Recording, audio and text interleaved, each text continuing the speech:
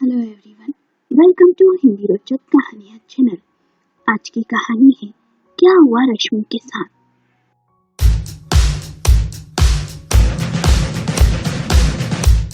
रश्मि और गिरीश पिछले 4 साल से बिना शादी किए एक साथ एक फ्लैट में रह रहे थे।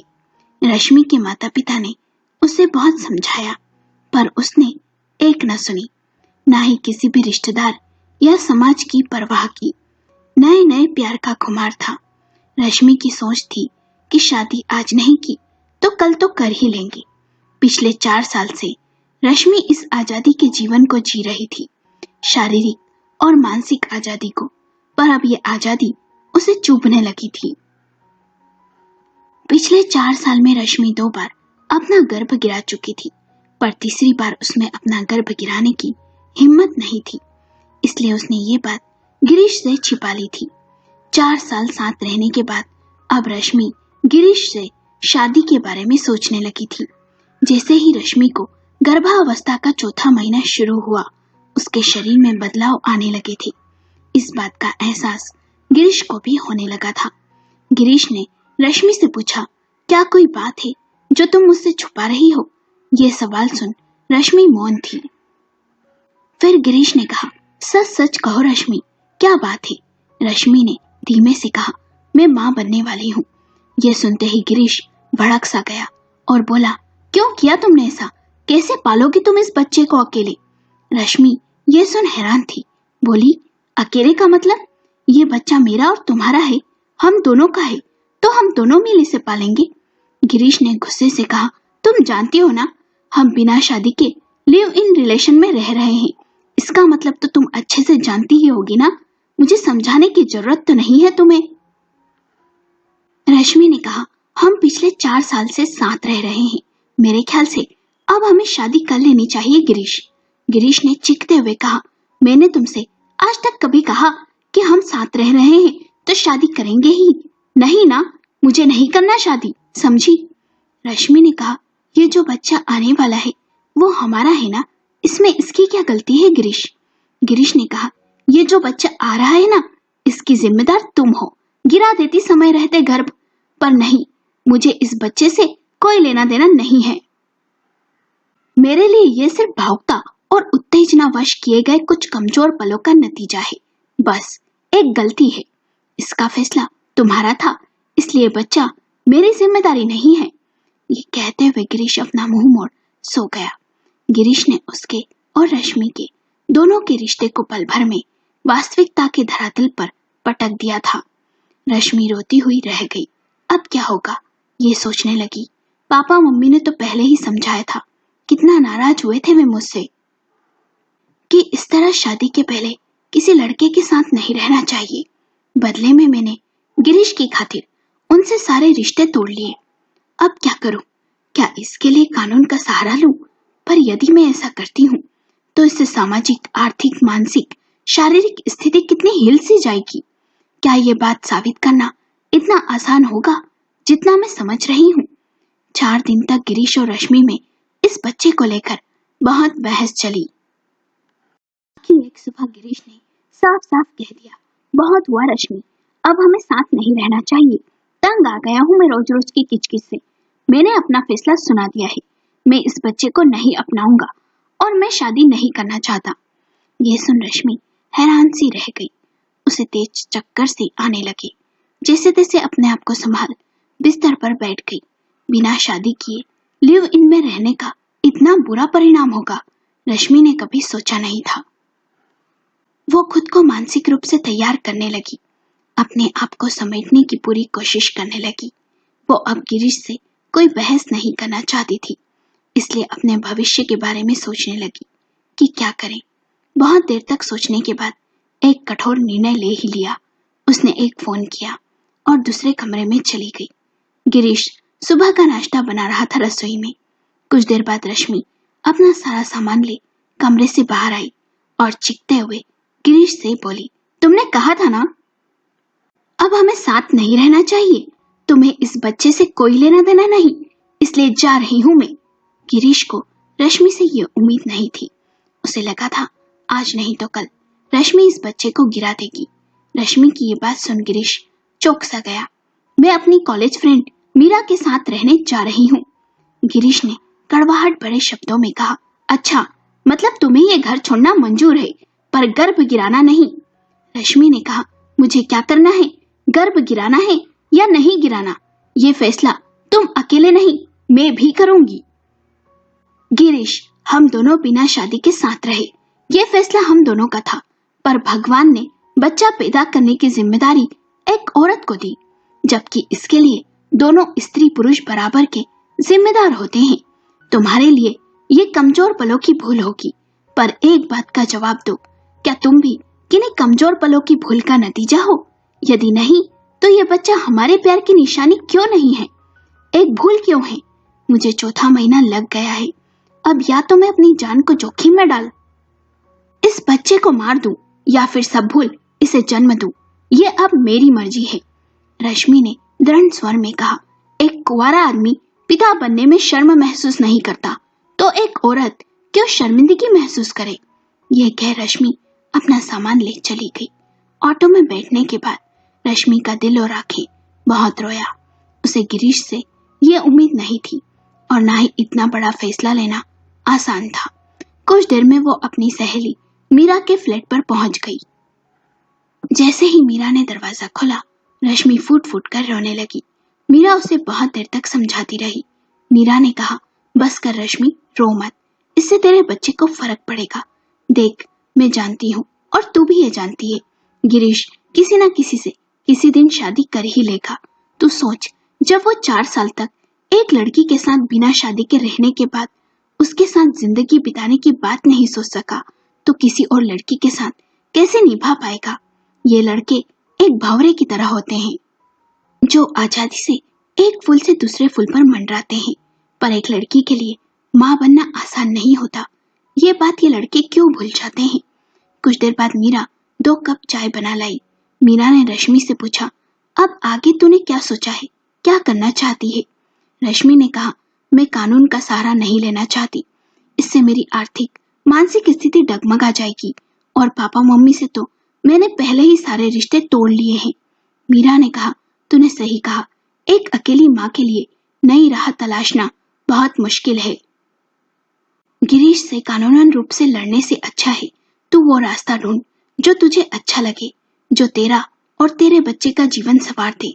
रश्मि ने कहा, तूने सही कहा, मैं कमजोर क्यों पड़ूं, क्यों आंसू बहाऊं, क्यों गिड़गिड़ाऊं?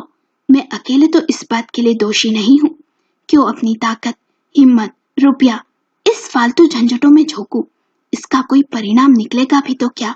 उससे मुझे खुशी मिलेगी, मेरे बच्चे को खुशी मिल पाएगी। मीरा ने कहा, चलो तुझे समझ तो आया।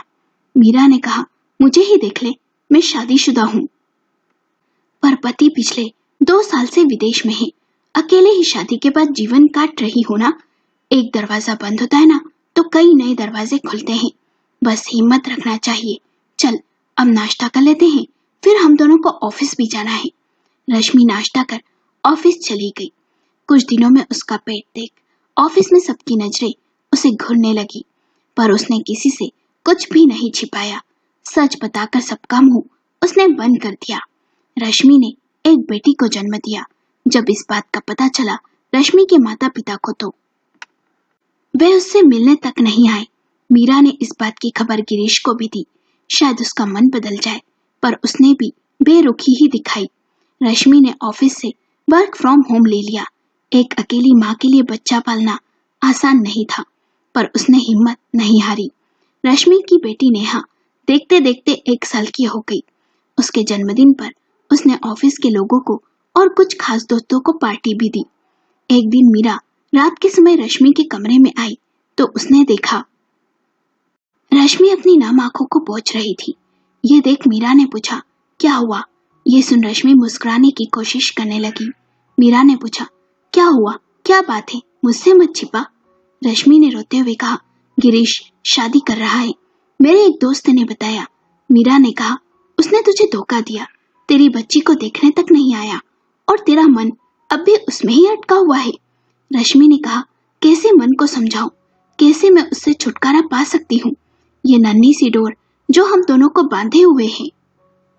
शादी बंधन है, एक खूबसूरत बंधन जो दो लोगों को बांधे रखता है, पर हम इसे एक खोखली रस्म समझ लेते हैं और एक बोझ भी, और आजादी को चुनते हैं। पर बिना बंधन की आजादी का मोह धीरे धीरे खत्म होने लगता है। शादी ही सही है, कम से कम दो लोगों को पूरी उम्र एक प्यार की डोर में बांधे तो रखती है। मुझसे बहुत बड़ी भूल हो गई, सच में, कहते हुए रश्मि जोर जोर से रोने लगी। मीरा ने कहा, ये सब सोचने की बजाय नेहा के भविष्य पर ध्यान दे। तू अकेली नहीं है, तेरी एक बेटी है, तू एक सिंगल मदर है, इसलिए इस सच को स्वीकार कर, जिंदगी को नए सिरे से जीने की कोशिश कर। एक बात और कहनी थी, अगले महीने मेरे पति सौरभ विदेश से वापस आ रहे हैं। रश्मि ने कहा, मैं अपनी कुछ और व्यवस्था कर लूंगी। एक महीने बाद रश्मि ने अपना एक छोटा सा फ्लैट किराए पर ले लिया। रश्मि अपने अतीत को भूल वर्तमान में जीने की कोशिश करने लगी और भविष्य के बारे में सोचने लगी। वो सोचने लगी, इस प्राइवेट जॉब से ज्यादा कुछ नहीं होने वाला, इसलिए ऑफिस के साथ साथ बैंक की नौकरी की तैयारी करने लगी। दिन रात मेहनत करती साल भर बीत गया। उसकी मुलाकात ऑफिस में ऋषभ से हुई। ऋषभ दिखने में औसत और साधारण परिवार से था। रश्मि जितना ऋषभ से दूर दूर रहती, ऋषभ उसका उतने करीब आने की कोशिश करता। एक दिन ऋषभ ने रश्मि से सवाल किया, तुम ये उदास सी उलझी उलझी सी क्यों रहती हो? रश्मि ने कहा, क्योंकि मुझे खुद में उलझे रहना अच्छा लगता है। तुम्हें कोई समस्या है? ऋषभ ने कहा, तुम्हारी उलझनों में मैं तुम्हारा साथ दे सकता हूँ, यदि तुम मेरा साथ चाहो तो। रश्मि ने चिढ़ते हुए कहा, मुझे किसी के साथ की जरूरत नहीं। ऋषभ ने कहा, जैसी मर्जी, मुझे तुम्हारा इंतजार रहेगा। क्यों खुद को सजा दे रही हो तुम? रश्मि मौन रही और चुपचाप घर आ गई, पर बहुत देर तक ऋषभ की बातें उसके कानों में गूंजती रही। नेहा 2.5 साल की होने आ गई थी। गिरीश के बारे में रश्मि को उसके बाद कोई खबर नहीं थी। न जाने क्यों ऋषभ की बातें उसे रह रहकर विचलित कर रही थी। अपने ही विचारों में खोई हुई सी थी। तभी उसके मोबाइल की घंटी बजी। कोई अनजान नंबर था। रश्मि ने नहीं उठाया। अगले दिन फिर ऋषभ ने वही सब बातें दोहराई। रश्मि ने ऋषभ को अपना अतीत बता दिया और कहा, प्लीज मुझसे दूर ही रहो। यह सुन ऋषभ ने कहा, मुझे अतीत से कोई मतलब नहीं, मुझे तुम पसंद हो, जैसी भी हो। मैं तुम्हें और नेहा को अपनाने को तैयार हूँ। बचपन में माँ बाबूजी को खो दिया। मेरी एक बहन है जो शादीशुदा है। मैं तुम्हें सच्चे मन से चाहने लगा हूँ। जिंदगी बार बार मौका नहीं देती रश्मि। रश्मि घर आकर अपने ही विचारों में उलझी सी थी। फिर मोबाइल की घंटी बजी। अनजान नंबर था। रश्मि ने जैसे ही फोन उठाया तो फोन पर और कोई नहीं, गिरीश था। गिरीश की आवाज सुन रश्मि हैरान सी थी। गिरीश ने पूछा, कैसी हो रश्मि? रश्मि ने कोई जवाब नहीं दिया। गिरीश ने दुखी स्वर में कहा, शादी के बाद मैं अपनी पत्नी के साथ एक दिन भी खुश नहीं रह सका। तुम्हारे बिना जीना मुश्किल होता जा रहा है। जिद में आकर मैंने गलत फैसला तो ले लिया, पर हर समय जब भी अपनी पत्नी के पास जाता हूँ तुम्हारी याद आ जाती है। मैं चाहकर भी अपनी पत्नी को सुख नहीं दे पाता हूँ, इसलिए मैं और मेरी पत्नी अलग हो रहे हैं। मैं तुम्हारे और अपनी बच्ची के पास वापस आना चाहता हूँ। मुझे माफ कर दो रश्मि, प्लीज। रश्मि के मुंह से एक शब्द भी नहीं निकला। तब गिरीश ने कहा, प्लीज रश्मि, जानता हूँ तुम नाराज हो, तुम्हें धोखा दे मैं भी खुश नहीं हूँ। मुझे एक मौका दे दो। मैं तुम्हें एक भी शिकायत का मौका नहीं दूंगा। बच्ची अभी छोटी है, उसे भी पिता की जरूरत है। अपने लिए ना सही, हमारी बेटी के लिए मुझे स्वीकार लो। मैं वादा करता हूँ जीवन भर तुम्हारा साथ दूंगा। कहते हुए गिरीश का गला रुंध सा गया। रश्मि मौन थी। गिरीश ने कहा, कल दोपहर को 1 बजे कैफे में मिलते हैं, जहां हम पहले जाया करते थे। गिरीश ने फोन रख दिया। रश्मि 2.5 साल पहले की सारी बातें याद करने लगी, जब वो गिरीश का फ्लैट छोड़ आई थी। ना कोई छत थी, ना ही कोई ठिकाना। उसे मीरा ने सहारा दिया। बिना बाप के किस तरह एक मासूम को पाला, लोगों के सवालों का किस तरह सामना किया, इतना अपमान सहा, माँ बाप और सभी रिश्तों को खो दिया। एक बार भी गिरीश ने उन 2.5 सालों में पीछे मुड़कर नहीं देखा, हाल तक नहीं पूछा। बच्ची की खबर मिलने पर उसे देखने तक न आया। और आज फिर क्यों? ये भी सच है, गिरीश के बाद मेरे मन में कभी भी किसी पुरुष के नजदीक जाने की चाह जन्म नहीं ली। सब कुछ तिनके की भांति बिखर गया था। विश्वास तोड़ा था गिरीश ने मेरा, चाहे लिव इन में क्यों ना रहे। दिलो दिमाग में हर समय गिरीश ही था। एक पुरुष नहीं थी जो सब भूल फिर से नया घर बसाऊं। आसान नहीं था। नेहा की जिम्मेदारी भी थी, पर आज क्या करूं? क्या गिरीश की बात मान लूं? नेहा को पिता का प्यार मिल जाएगा, जिससे उसका भविष्य संवर जाएगा। उसे बाप का नाम मिलेगा, समाज में सो अलग। पर क्या जवाब दूंगी अपनी अंतरात्मा को, जिसे कोख में दोनों की गलती कहें या प्यार का नतीजा अकेले लेकर घर से निकलना पड़ा था मुझे। वो शारीरिक रूप से तो जबरदस्ती नहीं थी, पर मानसिक रूप से तो थी। गलती दोनों की थी और परिणाम सिर्फ मुझे ही भुगतना पड़ा। इतना कुछ अकेले सहा, अब उसे बेटी की याद आई। जब सब सहा तब गिरीश इन सब में कहाँ था? वो सिर्फ इसलिए वापस आना चाहता है कि उसकी पत्नी से नहीं बन रही। अब बेटी का मोह जगा। उस समय बेटी के लिए कोई मोह नहीं था। घड़ी की आवाज से सोच में डूबी रश्मि वर्तमान में आई। सुबह कब हो गई पता नहीं चला। नेहा को स्कूल छोड़ाई। आज ऑफिस जाने का मन नहीं था। उसने छुट्टी ले ली, नाश्ता करने लगी, फिर आंखों से आंसू बह निकले। आज ऋषभ और गिरीश दोनों उसकी तरफ हाथ बढ़ा रहे थे, पर मन निर्णय नहीं ले पा रहा था। खुद को घर के कामों में व्यस्त कर लिया। 1 बजने आ गए थे, पर रश्मि मिलने कैफे नहीं गई। उधर रश्मि ऑफिस नहीं गई तो ऋषभ को चिंता होने लगी।